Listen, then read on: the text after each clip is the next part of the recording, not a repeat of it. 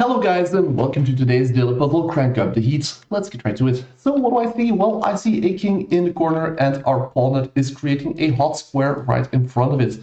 Why is it a hot square? Well, because in a mate 2 threat that is created by our queen, that square becomes very important.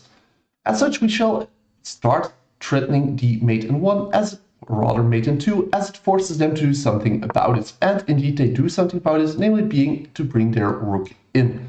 Now, luckily, that's not the only thing we have, as we still have our bishop over here. Sadly, bringing in the bishop isn't going to do enough, as they have 2 defenders, but we do have a final trick up our sleeve, being our knight over here. Why? Well, because if we somehow manage to get our knight over here, then we do have enough pressure to deliver a checkmate, as the rook clearly can't protect both this pawn and that pawn.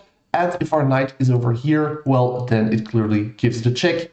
The king can't move due to the pawn and queen. So let's start with bringing our knight in position.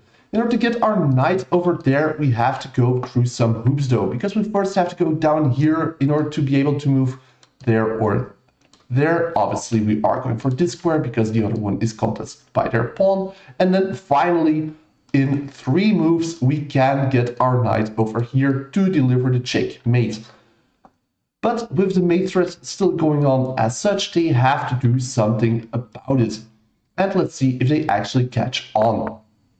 They clearly do, as they do counter by threatening to capture our queen, but it matters not, because even if we lose the queen, our pawn is still controlling this square, so we can actually move the knight over here. We do lose the queen, we shall not avenge her, but instead use the knight to capture the pawn with a beautiful forking checkmate.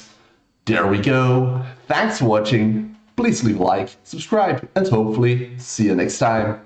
Bye.